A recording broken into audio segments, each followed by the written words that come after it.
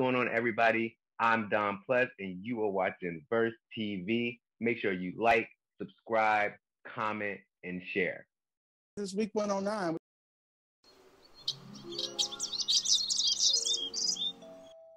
Hello, everybody. Welcome to week 109 of All the Tea on Verse TV. I'm Aaron Mack, and I'm here with my good friend, Don Plus. Say hi to everybody, Don Plus. What's going on, everybody? Aaron, how are you? I am wonderful, thank you. Yes. Awesome. So let's get to these questions. And for those who might not yet know, Don Plus is an amazing vocalist, writer, just all of that. Check out his stuff, D-O-N with the plus symbol. And we're going to get into why it's that name as well. But first question that we have for you, for our audience who may not yet know, where are you from? And what do you love most about your origin story? So I'm originally from South Carolina, a small town, no more than 10,000 people, if that. Ended up moving to New Jersey. That's where I ended up working after college. I also went there to go to school. And I think my origin story just really is about evolution. Like everything about who I am is about evolution. It's almost about like being on the extremes of things. Going from the north to the south, going from education to entertainment. Just like all my experiences have just been very polarizing, and I've just evolved and learned so much through that. And so you see that in how I present myself on stage, how I present myself to people, and also how I present my music. Nice. All right. And how has your origin influenced your work, your path that led you up to New Jersey, and etc.? Yeah, I feel like there are certain things about being born in the South that you just carry with you. Respect, and that's not respect for the CEO, but we're talking about people that you don't know. We're talking about the person who serves you your food. Just this overall ideal of respect is something I always carry with me in any room or space that I walk into. I always was told that it's that respect that will get you further than anything else. So definitely, that has played a part in my journey. Being inquisitive and not, taking things for what they are. That's something that I definitely learned from my family. My family is a family of intellectuals. They have tons of questions and want all the answers. And, I've taken that and applied that to my craft and even to the things that I'm not so great at. And then I think the last thing would be just being humble. Being from a small town, you don't have much room to have a big head. So, I keep that same mentality regardless of where I go. And it's definitely, afforded me many opportunities. It's established many great friendships. Just because I always remembered that I started out like not knowing anything or not having any experience in this music industry. And when you remember that and you go into a space with that in your brain, people notice that. And they accept that. People really love the idea of like, oh, you're here to learn. You understand like where you come from and who you are. And so people are attracted to that. And so like I think being humble is definitely something from back home that I've like embodied and carried with me through this journey. Nice. Now, speaking of back home, and also you mentioned your family and their intellectual, inquisitive nature, which is cool. It sounds like you probably have some Geminis in that family, don't you? Actually, I'm the only Gemini. Gemini? Okay, when? Yeah, May 22nd. May 22nd. All right, happy birthday. Yes, June. Thank you. Go Geminis, we rule. We do. Yes. All right. Yes. So again, speaking of the family part, in previous generations, where are your family roots? Oh, oddly enough,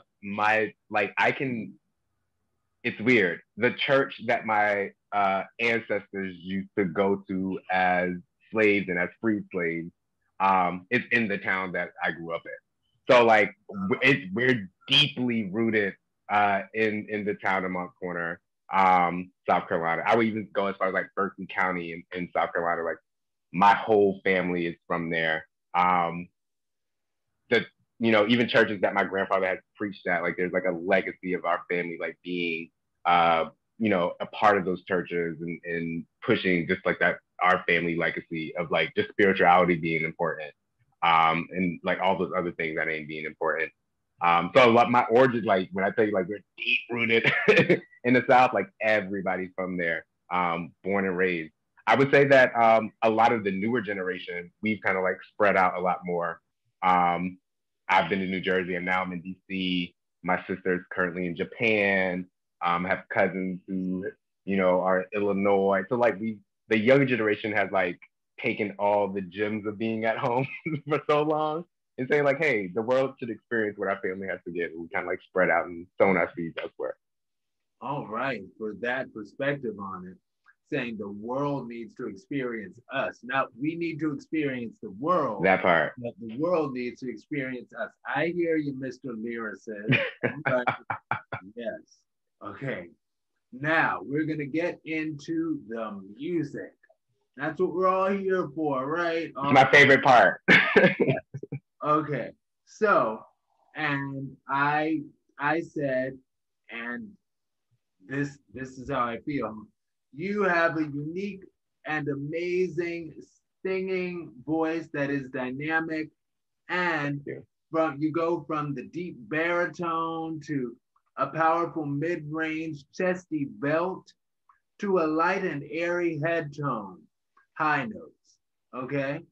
And there are also parts of your voice that remind Aaron Mack of Case Woodard, known mononymously as Case. All right, I see a thumbs up. You know, I know that's right. How long have you been singing? And also, and I think you mentioned this a little earlier, but fellow HBCU matriculator Aaron Mack must ask, did you study music in school? So the first time I've ever been on the stage, I was 5 years old as part of this group called the Mini Singers. And I just knew that was just the only thing I ever wanted to do in my life. Kind of deviated away from it, to go to school and stuff. I ended up going to the Claflin University, the #1 HBCU in South Carolina. And if you want more numbers, we're in the top 10 of all HBCUs in the country. So come for us. But while at Claflin, I actually did not study music. Granted, all my friends were part of the music program. I really, really honed in on writing. Writing has always been a passion of mine. Not just music, but plays, memoirs, poetry. Growing up, that was because I deviated from singing. It was like, well, the next best thing is like writing. It can be private. I can still get it out. And so that's what I went to school for. I wasn't sure what I was going to do with it at the time. But there's just a power that comes with knowing how to use words.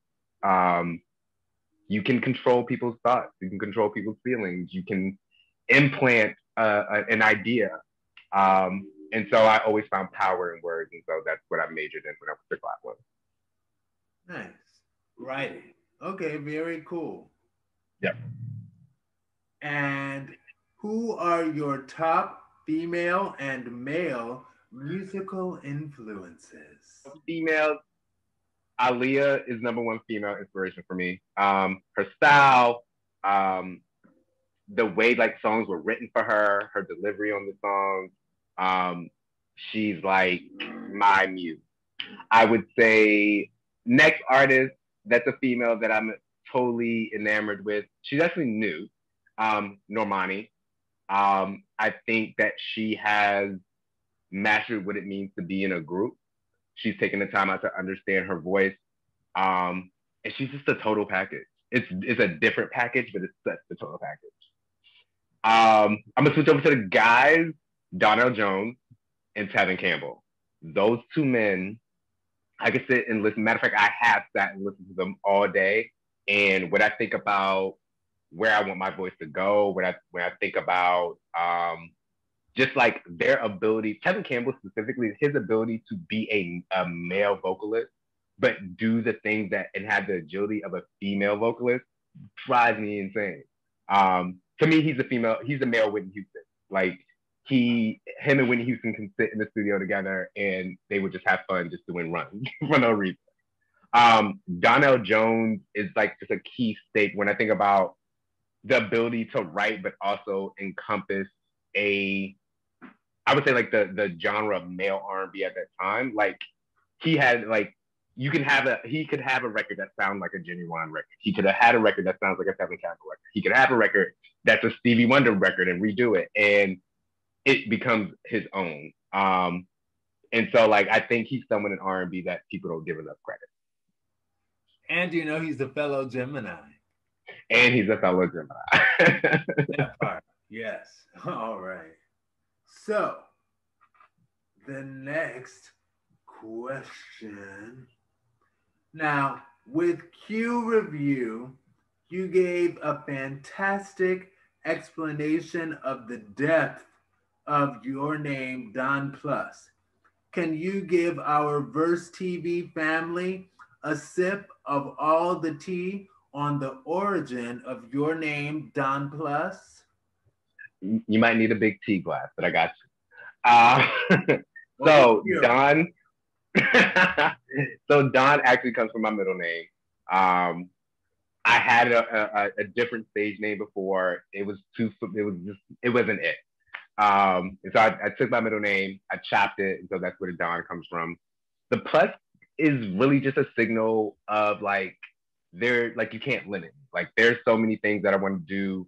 And there's so many things, especially in the realm of writing, that I'm good at, that I never want to be pigeonholed to like, oh, Don is just a singer and a songwriter. It's like, no, you're going to get this album and I'm going to sing, and you're going to get, some rap on there, and you're going to get a poetry book, and you're going to get a script for this show, and you're going to get like, I'm always writing. And so anytime you hear the Don Plus name, I never want anyone to be like, well, I don't know what he's doing. It's like, you do know what I'm doing because the plus is there. You know I can do everything.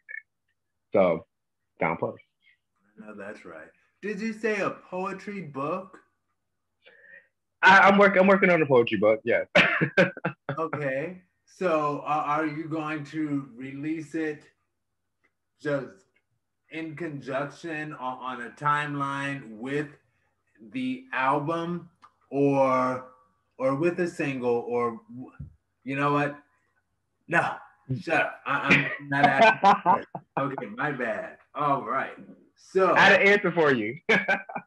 Oh, well, go ahead. I mean, so the way music is always going to be incorporated in anything that I do. I do want to come out with a poetry book that has a soundtrack with it, so to speak.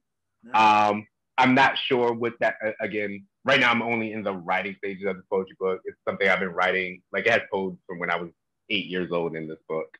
And so I want it to really be a project that encompasses all my talents. And so there'll be a book, it'll be like a soundtrack that goes with it. And hopefully what I want is like maybe like a movie short that encompasses the story that is told through those poems. So it's a whole big deal, but definitely something for later on.